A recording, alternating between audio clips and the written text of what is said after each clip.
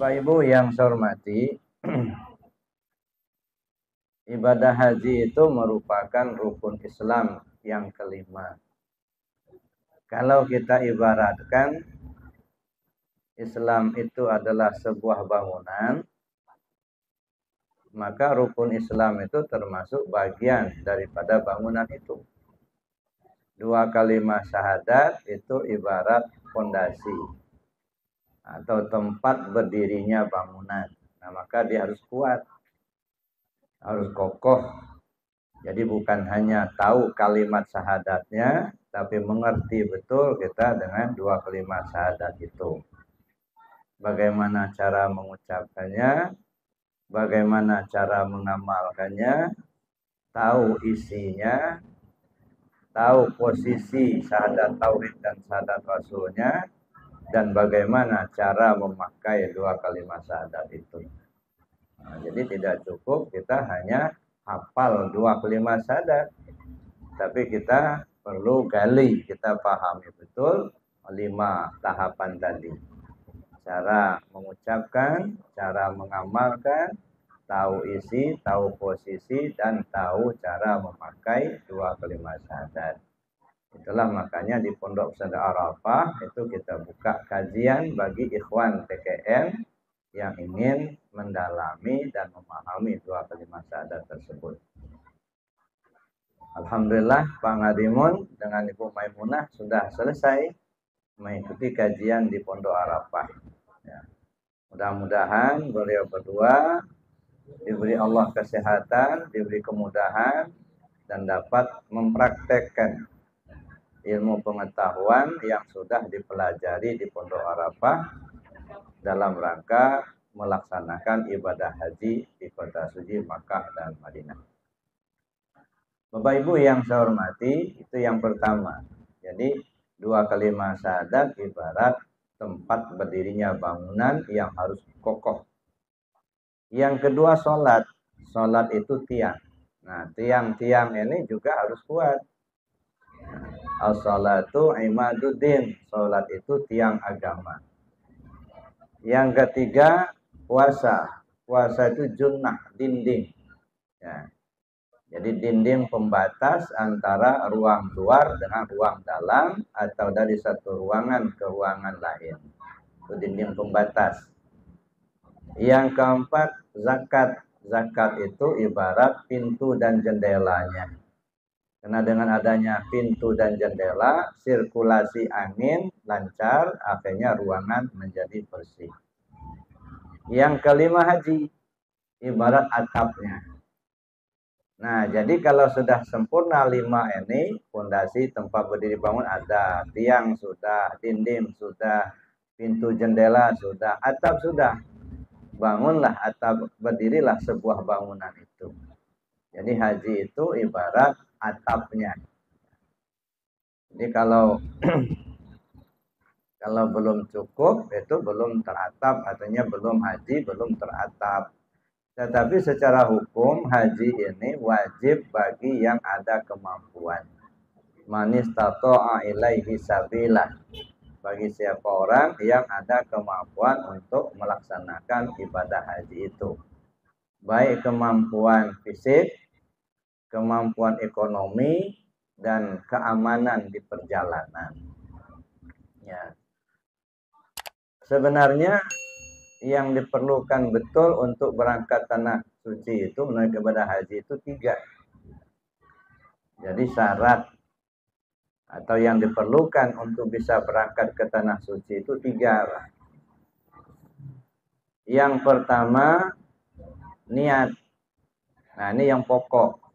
Ada niat dulu untuk berangkat ke tanah suci. Tapi niat ini mesti muqaranah. Ya, ada kebersertaan dengan tindakan. Jadi bukan hanya angan-angan. Kalau angan-angan saya kepingin haji, tapi tidak ada tindakan, itu bukan niat. Ya, itu baru berangan-angan. Ya. Nah, tapi kalau sudah ada niat, kalau niat mesti muqaranah. Ada kebersertaan dengan tindakan. Saya berniat akan menunaikan ibadah haji. Apa tindakan Anda? Saya nabung. di bank sedikit demi sedikit saya nabung. Apa nabungnya di bank, apa nabungnya beli emas, simpan di rumah, terserah. Pokoknya ada tindakan. Oh, saya nggak bisa nabung. Kadang-kadang pendapatan perharinya nggak ada yang bisa disisihkan untuk nabung. Kadang-kadang kebutuhan per hari saja nggak mencukupi, nggak bisa nabung. Sudah, nggak bisa nabung. Lalu ada tindakan lain. Umpama ada tanah yang belum dibangun, ya, yang belum kita butuhkan untuk dibangun, tapi ada. Nah, jual dulu tanahnya untuk berangkat ke tanah suci. Hanya dulu ada jamaah, Buya katanya, supaya cepat berangkat ke tanah suci, surat apa yang dibaca? Saya bilang surat tanah. Lalu dia tanya, halaman berapa Buya? Lihat aja halaman 1 sampai halaman terakhir. Baru bengong dia. Jadi surat tanah apa Bu ya? Ya sertifikat, saya bilang enggak, adain dulu, jualin dulu itu. Oh cepat berangkatnya. Nah, jadi Bapak Ibu yang saya hormati, itu tindakan. Oh saya nggak bisa nabung, nggak bisa jual menjual, nggak ada yang mau dijual. Yang sudah doa saja. Nah, itu tindakan. Bangun tengah malam, tahajud, minta kepada Allah supaya diberi jalan agar bisa menunaikan ibadah haji. Ya, banyak-banyak baca salawat kepada Rasul, minta kepada Allah supaya dibukakan jalan agar bisa berangkat ke tanah suci. Dan banyak yang sudah berhasil, Bapak Ibu. Maka kita nggak boleh berputus asa untuk berangkat ke tanah suci melaksanakan ibadah haji. Sebab semua itu rahasia Allah. Saya pernah dengar cerita Bapak Ibu, waktu saya di Suryalaya ketemu dengan teman dari Surabaya. Nah, waktu itu kami cerita-cerita tentang berangkat ke tanah suci, menunaikan ibadah haji. Lalu kawannya cerita, ada Buya katanya tetangga saya, kata dia waktu itu. Dia itu cuman guru ngaji. Ya. Rumahnya rumah sederhana sekali, rumah dinding gerebe, lantai tanah, nggak dipelur-pelur enggak. Ya.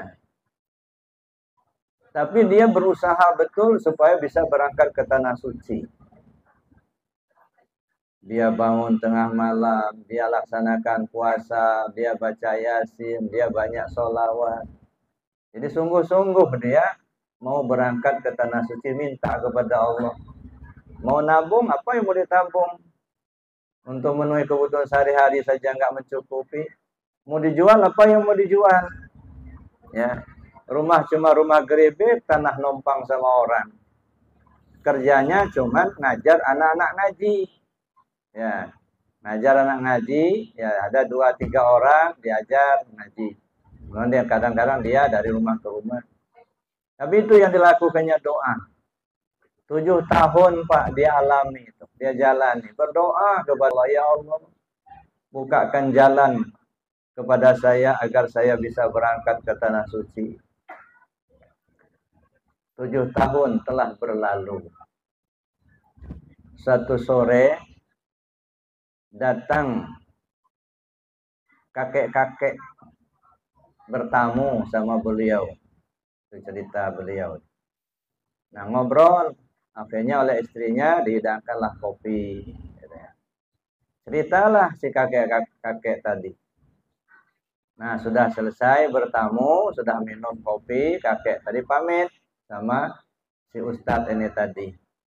Nah kakek mau meneruskan perjalanan, minta nama doanya, mudah-mudahan lancar. Ya kek, tapi minta maaf, kakek nggak punya apa-apa yang mau saya kasihkan sama kamu. Cuman kakek ini ada batu, dikeluarkannya batu kali, ya batu kali, ya batu kali sebesar tinju begini. Siapa tahu besok lusa ada manfaatnya katanya. Ya kek, terima kasih katanya. Nah, dia sendiri nggak ahli batu, nggak. Nah, cuman karena itu titipan kakeknya, kakek yang tamu tadi, udah kebetulan di ruang tamu itu ada almari. almari satu itu ya, ditaruhnya di atas lemari itu. Udah nggak dipikir-pikirin lah, pokoknya taruh aja di atas lemari itu. 3 bulan kemudian datang mobil sedan, pisnya orang Cina dari Jakarta, ya, nyari rumah Pak Ustadz itu. Ya, tanya, ketemu. Oh Bapak yang namanya Pak Ustadz ini ya? Oh iya Pak, saya. Kenapa Pak? Saya ada perlu katanya. Udah masuk dulu Pak, masuk ke ruang tamu. Begini Pak Ustadz, kata orang Cina itu. Saya ini ada penting sama kamu. Kabarnya kamu menyimpan ada benda pusaka. Saya kepingin beli katanya. Nggak punya Pak katanya, apa pusaka yang harus punya? Ya saya nggak punya Pak katanya. Enggak, saya dengar cerita ada. Katanya, coba ingat-ingat dulu, ada enggak? Ingatlah si Ustadz tadi ada batu yang dikasih kakek itu. Diambilnya dari atas lemari itu.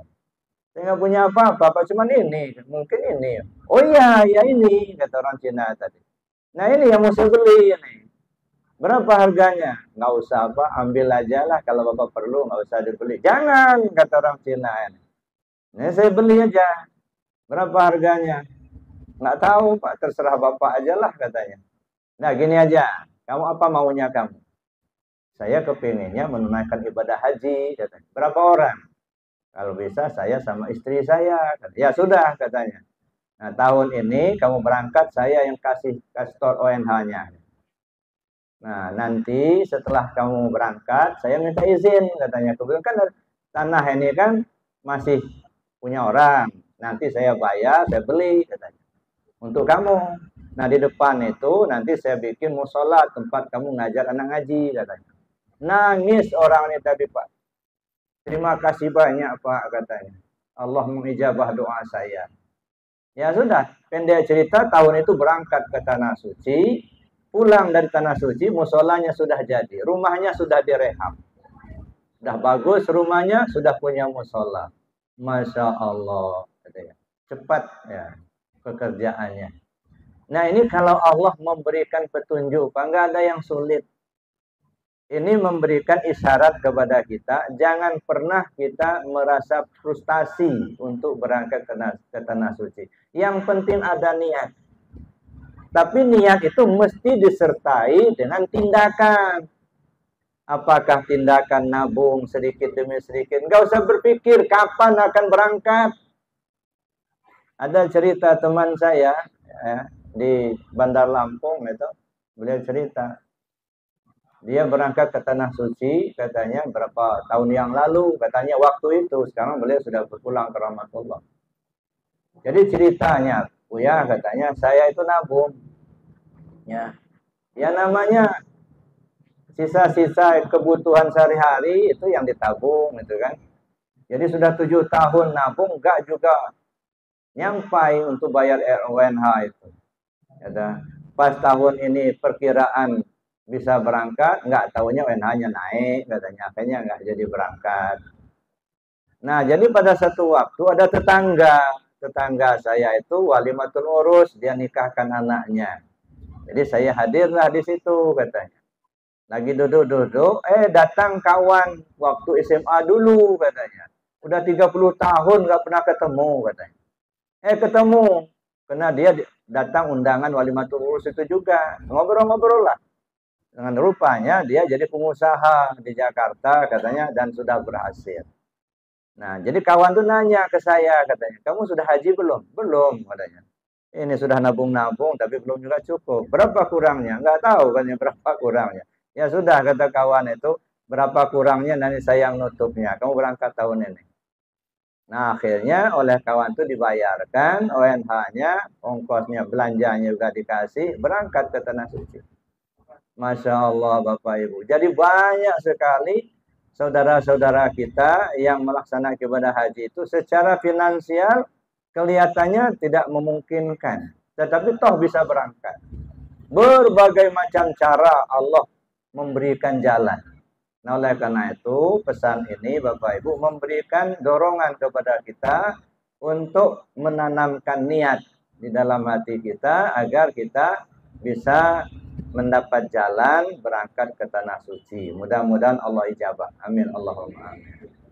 Bapak Ibu yang saya hormati, yang kedua, ya, syarat untuk berangkat tanah suci itu selain niat terpenuhi belanja.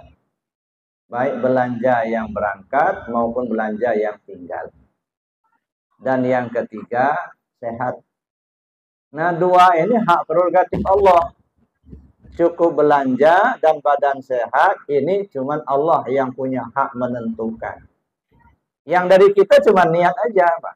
Kenapa saya katakan Allah punya hak untuk menentukan, kita nggak punya hak, enggak? Ada teman saya, waktu dia akan berangkat ke Tanah Suci, saya datang ke rumahnya, silaturahim. Karena beliau akan berangkat. Nangis beliau. Buya, doakan saya, Buya, katanya. Kondisi tubuh saya seperti ini. Dia itu sudah berapa bulan, Pak, nggak bisa bangun dari kasur. Kena lumpuh, stroke. Ya, mau bangun dibangunkan, mau makan disuapin. Tapi sebelum terjadi itu, dia sudah daftar dulu, gitu. Nah, dalalahnya dia tahun itu harus berangkat, katanya. Jadi saya sudah bulat, Buya, katanya. Biarpun saya mau meninggal di sana, saya ikhlas, katanya. Yang penting saya berangkat, katanya. Akhirnya berangkat, Pak. Keluar dari rumah itu dipopong, Pak. Naik ke mobil, dipopong. Turun dari mobil sampai di Raja Basa, di Islamic Center, dipopong. Naik kapal juga, pesawat juga begitu. Dia siapkan kursi roda. Saya sudah bilang sama istri saya, katanya, ini ada belanja, andaikan umur saya pendek, gunakan uang ini untuk ngurusin saya, katanya. Dia sudah bawa kursi roda dari rumah, dari Bandar Lampung. Pendek cerita, berangkatlah ke Mekah.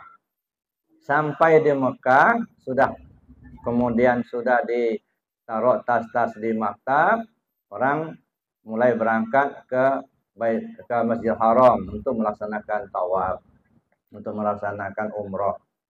Nah, dia ini nyewa orang, Pak, untuk ngedorong kursi roda itu. Nah, didoronglah dengan kursi roda itu. Sampai di Baitullah, kan dari pilar hijau, ya, dari lampu hijau itu tentang Hajar Aswad itu mulai untuk tawaf. Begitu mau didorong tawaf, dia bilang sama yang mendorong kursi itu, Mas, tunggu dulu. Karena yang mendorong itu orang Indonesia juga, Pak. Tapi kalau Mas orang Arab kan nggak ngerti kan mereka. Mas, dorong dulu. Jangan didorong dulu. Kenapa, Pak? Bukan, katanya. Saya lihat orang ini enak bener jalannya. Kenapa saya? Enggak, katanya. Saya punya kaki, katanya. Kok nggak bisa jalan? Coba. Sini dulu kamu, katanya. Pegang dulu. Nih, tangan saya ini. Saya mau coba jalan dulu, katanya. Bangun dia. Begitu bangun, dilangkahkan kaki. Nah, ini bisa melangkah, katanya, kaki saya. Coba singkirkan dulu kursi roda itu. Bimbing saya mau jalan. Dibimbing, Pak. Jalan lambat-lambat. Alhamdulillah, selesai satu putaran. Begitu putaran kedua, ini kayaknya tambah kuat saya ini, katanya. Jalan lagi. Sehingga pendek cerita, 7 kali putaran itu jalan, Pak. Nggak pakai kursi roda. Begitu selesai haji, pulang ke tanah air, sehat total. Sering ketemu saya, kalau pagi-pagi dia maraton, begitu. Ya, dekat rumah saya di Bandar Lampung. Itu. Ya, alhamdulillah, sehat. Tapi setelah berapa tahun, kemudian dia pulang dari tanah suci, beliau sudah berpulang ke rahmatullah. Beliau sekarang sudah berpulang ke rahmatullah. Tapi sempat sehat beberapa tahun setelah dia menunaikan ibadah haji.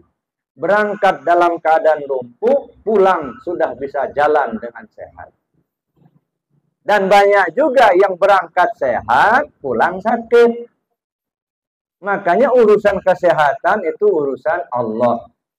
Banyak-banyak berdoa, mudah-mudahan dilancarkan urusan ibadah dan diberi kesehatan lahir batin. Terutama Pak Ngadimun dengan Ibu Maimunah dan semua ya jamaah haji yang berangkat tahun ini, khususnya dari Ikhwan TKN, mudah-mudahan diberi Allah kesehatan lahir batin dan mudah-mudahan dimudahkan Allah dalam melaksanakan ibadah haji. Nah, di Masjid Haram sekarang sudah lebar, Pak. Ya, sudah luas. Ya. Jadi kalaupun kita tinggal di hotel di halaman Masjid Haram, nah, tapi untuk masuk ke dalam kadang-kadang jalannya 1 kilo, Pak. Ya. Nah, oleh karena itu ya perlu kesehatan yang prima. Jaga kesehatan, kuncinya makan. Ya, jadi jangan pernah mengatakan nggak enak makan. Itu satu. Nah, kalau kita dalam hati nggak enak makan, nggak enak betul itu nanti. Jadi artinya jangan pernah mengatakan nggak enak makan. Walaupun mungkin terasa nggak enak, lalu istighfar, astagfirullah, makan. Dan itu kuncinya. Kalau kita enak makan, insya Allah kesehatan terjaga. Itu satu. Yang kedua, baik di luar maupun di dalam Masjidil Haram itu banyak sekat-sekat, Pak. Ya, banyak sekat-sekat. Masuk, ya kalau kami kemarin itu, masuk dari pintu 97 untuk ke Baitullah, tapi keluarnya nanti nggak bisa, karena udah ditutup. Masuknya saja bisanya. Nah, sehingga keluarnya harus muter. Muter kita ke Safa. Dari Safa, pintu Safa keluar. Baru ke arah Istana Raja, terus ke Darut Tauhid, ya dah. Nah, itu jadi artinya jalan kaki juga ya makan waktu dan juga agak panjang. Ya. Gambaran ini memberikan gambaran kepada Pak Ngadimun supaya berhati-hati. Lalu kemudian di dalam ada sekat-sekat. Kadang-kadang di sini kita berada, kita kepingin ke satu tempat, sebenarnya dekat. Tapi karena ada sekat, nggak boleh kita lewat, harus muter. Panjang lagi perjalanannya. Gitu ya. Maka betul-betul membutuhkan fisik yang prima. Nah, satu. Yang kedua, saya titip pesan sama Pak Ngadimun beserta Ibu, gitu ya. Karena situasinya di Haram itu sekarang, ya tentu ramai, Pak. Banyak orang, jutaan manusia berdatangan. Nah, kemudian tempatnya juga lebar. Andaikan misalnya tersesat, ya, salah masuk pintu dan nggak tahu kita maktab kita ada di mana. Ya, jangankan yang sudah tua, kadang-kadang yang masih muda juga sering ya lupa alamat. Nah, kalau terjadi hal seperti itu, mudah-mudahan nggak terjadi. Kalau terjadi seperti itu, jangan panik. Pesan saya, begitu kita sudah nggak tahu arah, ya kemana kita mau arah, hotel kita di mana, jangan panik. Duduk, ya duduk saja. Ya, di pelataran masjid itu duduk, baca istighfar 3 kali. Baca sholawat kepada Nabi 3 kali. Kemudian minta kepada Allah supaya ditunjukkan jalan untuk pulang ke maktab. Udah itu aja. Nggak usah keliling-kelilingnya, nanti tambah kesasaran. Ya, lakukan saja, duduk, istighfar, mohon ampun pada Allah, baca salawat kepada Rasul 3 kali, kemudian doa, minta kepada Allah supaya ditunjukkan jalan agar kita bisa pulang ke tempat atau ke maktab. Nah, ini sudah banyak yang mengalami. Ya, dulu pernah ada salah seorang jamaah kesasar. Ya, seharusnya dia ke arah kiri, dia malah ke arah kanan. Nah, lain arah maktabnya, akhirnya kesasar. Nah, karena saya kasih tahu, saya bilang duduk saja, nggak usah panik. Balik, duduk di depan masjid atau di dalam masjid, nah, baiknya di depan saja. Istighfar, salawat, doa. Tunggu aja. Nggak lama sudah itu datang orang. Bapak belum pulang katanya. Mau pulang, tapi saya nggak tahu alamat tempat tinggal saya, hotel saya nggak tahu katanya. Gelangnya di mana? Rupanya gelangnya dicopot pula, Pak.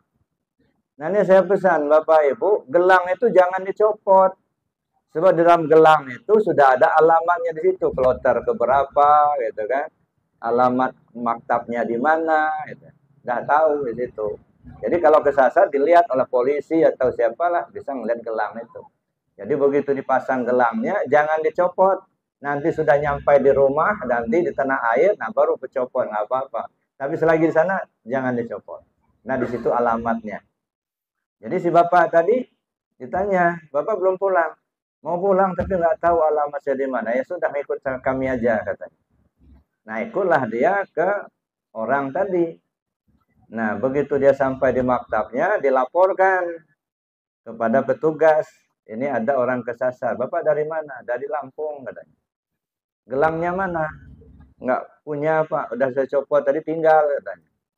Namanya siapa? Kasih tahu nama. Kloter keberapa? Kloter 17. Nah, dicari. Lampung, kloter 17, namanya Siano. Untung di buku besar itu ada, Pak. Oh, kalau begitu Bapak tinggalnya di hotel itu. Ayo kami antar, katanya. Diantar. Sampai di maktab, Pak, udah jam 10 malam, Pak. Nah, begitu dia nyampai, alhamdulillah, katanya, istimewa saya malam ini. Diantar sama polisi, katanya. Pulang ke maktab, diantar sama polisi. Nah, nih, ada petunjuk. Maka saya bilang, Pak Madimun dengan Ibu jangan panik kalaupun terjadi seperti itu. Namanya orang banyak dan juga kita baru pertama ke sana. Tapi mudah-mudahan tidak terjadi. Mudah-mudahan mulus perjalanannya, begitu selalu mendapatkan bimbingan dari Allah Subhanahu wa taala. Amin Allahumma. Haji ini Bapak Ibu yang menjadi keinginan setiap orang melaksanakan ibadah haji pasti haji yang mabrur. Ya. Jadi setiap orang melaksanakan ibadah haji pasti haji yang mabrur. Kenapa? Karena dalam hadis disebutkan al-hajjul mabrur laisa lahul jaza illal jannah. Haji yang mabrur balasannya surga. Nah, ini makanya orang selalu menginginkan haji yang mabrur. Ya. Pertama sah dulu. Kalau sah hajinya terpenuhi syarat dan rukun. Makanya ya sebelum wukuf itu ya agak dijaga kesehatan. Ya, jangan terlalu banyak menggunakan tenaga. Misalnya ada umroh berkali-kali gitu ya. Cukup sekali saja dulu. Kalau memang masih kuat 2 kali nggak apa-apa gitu ya. Nah, tapi jangan sampai kita menguras tenaga kita sehingga pas waktu wukuf ya sudah nggak kuat lagi tenaganya. Padahal wukuf itu menentukan, Pak. Al-Hajjul Arafah. Baru disebut dia haji kalau wukuf di padang Arafah. Kalaupun sudah tawaf, sudah sa'i gitu kan. Tapi kalau tidak wukuf di padang Arafah, enggak haji, Pak. Jadi haji itu kalau dia wukuf di padang Arafah. Makanya menjelang wukuf itu harus dijaga kesehatan supaya kita bisa kuat. Karena ketika wukuf itu nanti siang malam, Pak. Ya, berangkat tanggal 8 Zulhijjah, kita ada yang berangkat pagi, ada yang berangkat pada zuhur. Yang penting waktu maghrib sudah ada di Arafah. Nah, sudah di Arafah kita, kemudian malamnya kita berzikir, kita berdoa, begitu. Besoknya kita sudah mendengarkan khutbah wukuf tanggal 9, doa wukuf. Sorenya kita sudah mulai siap-siap mau jalan ke Muzdalifah. Ya. Di Muzdalifah kita diangkut oleh mobil dari Arafah ke Muzdalifah dengan sistem taraddudi. Mobil ngangkut kita diturunkan di Muzdalifah, lalu kemudian mobil balik lagi ke Arafah untuk mengangkut jamaah haji yang lain. Ya, kita berada di Muzdalifah itu. Ya. Nah, di situ nggak ada tempat berteduh, Pak. Betul-betul beratapkan langit, berlantaikan bumi. Kalau hujan, ya kehujanan lah. Ya, kita dalam posisi pakai ihram, nggak boleh pakai topi, nggak boleh ditutup kepala kita dengan kain. Kalau pas musim dingin, ya dinginnya luar biasa. Nah, kita baru diangkut lagi oleh mobil nanti setelah jam 12 malam, mungkin jam 1 baru diangkat ke Mina. Nah, jadi semalam suntuk nggak tidur. Nah, di situ kadang-kadang ampal. Nah, bagi orang yang nggak kuat, ya mungkin darah rendah, mungkin penyakitnya pun kambuh, gitu ya. Nah, di situ kenapa? Karena udah 2 malam sudah nggak ketiduran, nambah mana jalan pula, gitu ya. Oleh karena itu ya harus dijaga kesehatan. Nah, dari Muzdalifah itu baru kita diangkut ke Mina. Subuh nyampe di Mina. pagi langsung laksanakan Jumratul Aqabah. Nah, ini Jumratul Aqabah 7 kali melontar. Selesai Jumratul Aqabah, selesai kita pakai ihram. Balik kita ke maktab, ganti pakai ihram dengan pakaian biasa. Besok ya tanggal 11-nya nah, kita jamarat lagi. Mulai ula, usto, aqabah 3 jamarat. Besoknya lagi tanggal 12 ula, usto, aqabah. Nah, kalau kita menggunakan nafar awal setelah tanggal 12 itu sudah bisa kita kembali ke Mekah untuk melaksanakan ya tawaf di situ.